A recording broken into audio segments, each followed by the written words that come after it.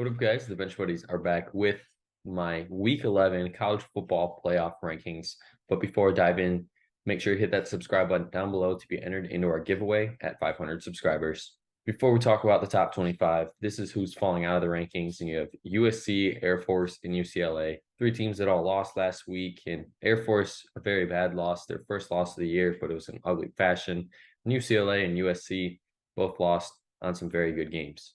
And those three stay in the others receiving votes, joining Fresno State and Toledo, two one-loss teams that are on the cusp of joining that top 25. And staying at 25 is North Carolina. Took care of Campbell, an FCS school, and this team, they're just going to hang around here. It's their lowest ranking this year, and if they still got Drake May, I think this team is probably at worst the 9-3 team to finish this year. They still have a chance for the ACC championship, but they need a lot to happen. At 24, I have Arizona jumping in to the rankings after beating UCLA at home. And then this team has now won 3 straight games against ranked Pac-12 opponents. And on the only negative, though, is their 3 losses at Mississippi State, Washington, and at USC and OT. So this team has been in competitive games. Both of those losses, Mississippi State and Washington, were by 7. And then USC lost by 2 in OT. So this team, they still got a chance at a Pac-12 championship. They just have to run the table and need a few things to happen. But Arizona is a very legit team in year one, and I expect this team to just keep on growing going into next year. 23 is Liberty, and this one they just dominated on the ground, 305 rushing yards. Caden Salter, another solid game from him, and they're looking to become the team that goes to the New Year's Six Bowl that's not a Power 5. Tulane is also in that category as they squeak by East Carolina in a very ugly win. And East Carolina is now 1-7, or sorry, 1-8 now. And that's just the team you got to blow out, even if it is on the road. But it's hard for me to imagine Tulane and SMU not playing each other in the AAC Conference Championship. 21 is James Madison, and you won't see them on Tuesday when the college football playoff rankings are officially released, because they are ineligible because of recently joining the FBS. But on my rankings, it's not the official ones. So we're putting James Madison in here, and they deserve to be on here. 9-0, 6-0 in the conference, and they're 1 win away from a Sun Belt championship. So this team is just defying all odds in year one, and they're playing really well too under Jordan McLeod. Notre Dame falls from 12 to 20, their lowest ranking of the year, because they just stopped running the ball in the second half. That Audric Estime was the one that was getting this team involved and keeping them in the game. And then all of a sudden they just abandoned the run game and they just couldn't get in sync in the second half. And Sam Hartman has struggled here in the last few games, and that's the reason why this team is just on a downward trend. 19 is Kansas. They jump into the rankings as well after defeating the Cyclones of Iowa State on the road. They're 7-2, and it's the first time they've won 7 games in a season since 2008. And it's possible for them to win 10 games, I think finish 10-2 and maybe squeak into a Big 12 championship, but they need Oklahoma State to lose 2 games. I don't think that's going to happen. And those 3 games that Kansas has left, Texas Tech, Kansas State, and Cincinnati, I think at worst that's 9-3. And it's going to be a good finish for Kansas. After losing Daniels, Jason Bean has stepped in and been very good. LSU falls to 18, and Jaden Daniels leaves in the fourth quarter and with a concussion, and it just didn't seem like they had anything going after that. And the chances of them winning went out the window, and Bama just hung on in this one. And on a positive note, this team can still score 28 points for the 8th straight week. And Malik Neighbors, another great game from him, but Brian Kelly looks like he's going to be going back to the chalkboard and figuring out how he can get to an SEC championship next year. 17 is Utah. Not much to be talked about here. Bryson Barnes had a great bounce back performance and throwing for a career high 4 touchdowns. And, after that Oregon game, he needed that. And now they go on the road to face Washington, and that's going to be a good game. Utah has to come out and show out if this team has any chance at a Pac-12 championship. Missouri falls 2 spots after their loss on the road to Georgia, and they just kind of disappeared in the fourth quarter. Brady Cook threw a costly interception that let Georgia just go down and kick a field goal to be up 2 possessions, and it just didn't seem like they had enough left in the tank to pull off the upset. But it is promising to see Missouri. They were competing through those first 3 quarters, and now they get Tennessee at home, and to see what they how they are going to respond and if they are a legit team this year. 15 is Oklahoma, and this team is just downward trend fast.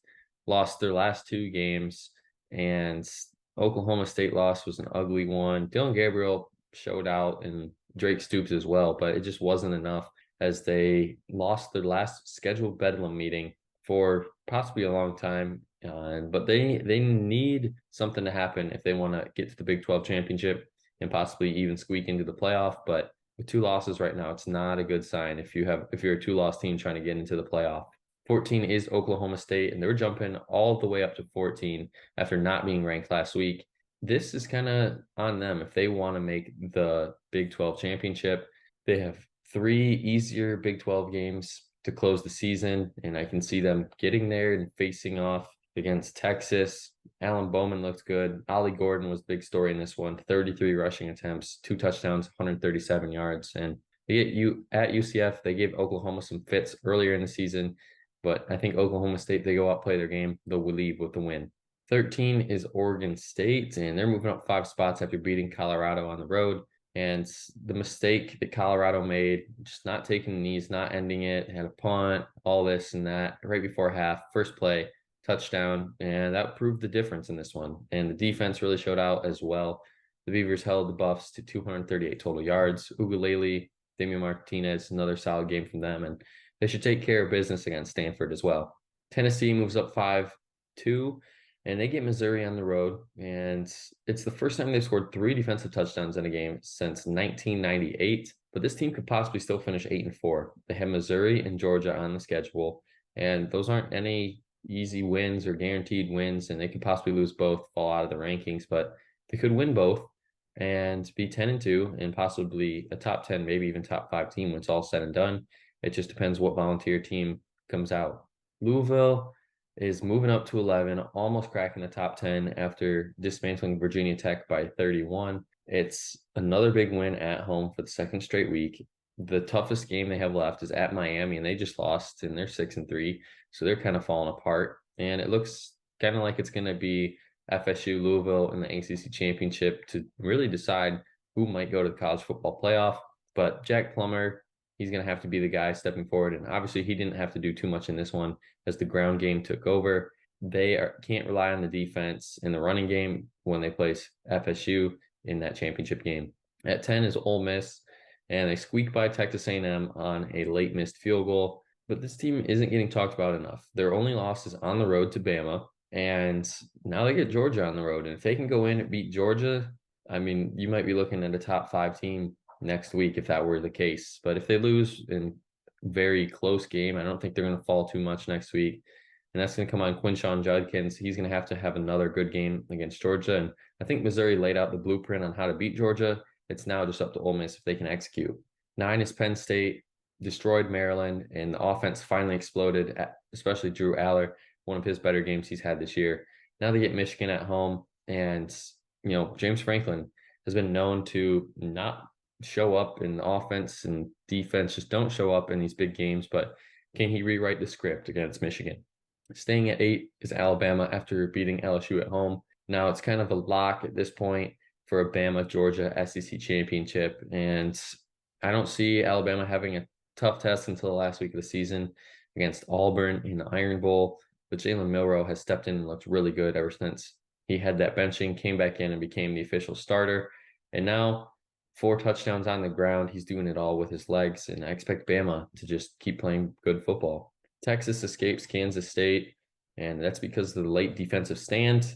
And, it says Red River rematch in the Big 12 championship, but I don't think it's going to happen. A lot of people thought it was going to happen, but Oklahoma's lost 2 straight now.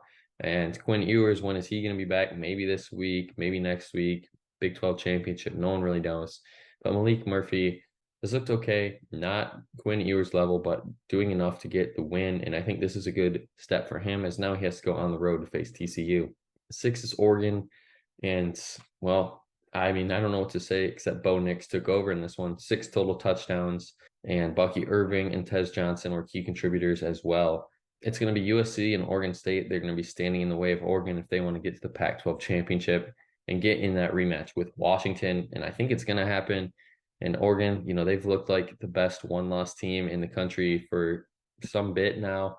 And, that Washington game is going to be definitely something you're going to have to watch if those two teams face in the Pac-12 championship. Dropping a spot is Ohio State to number 5. And I don't know what the committee was thinking, putting them at 1. They don't really have convincing, wins against the Big Ten schools. And I get they beat Notre Dame and Penn State, who are ranked right now.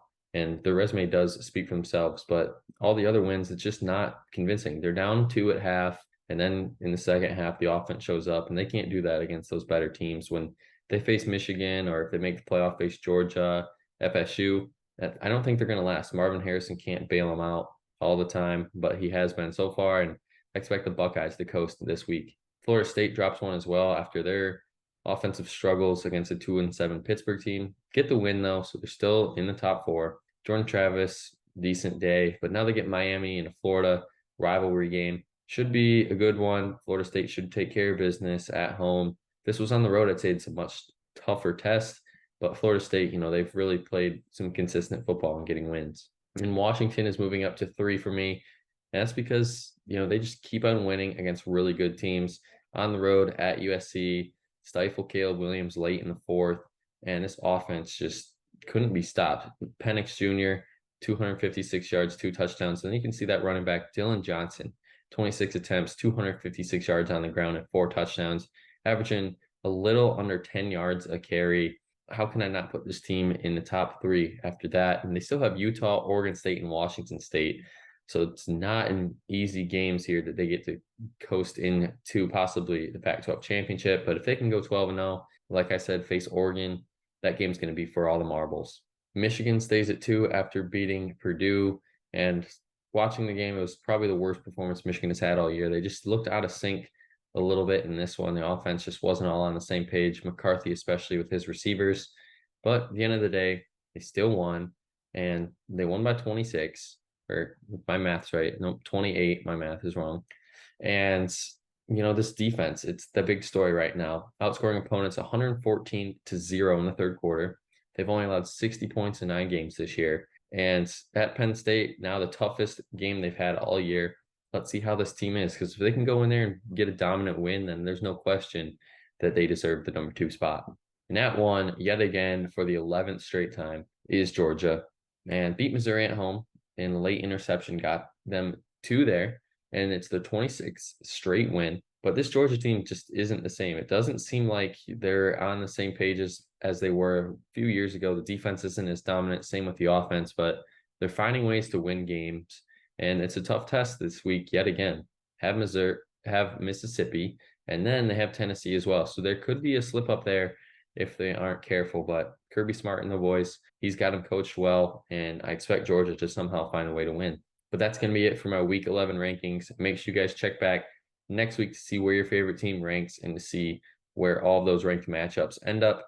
But until the next time, the Bench Buddies are out.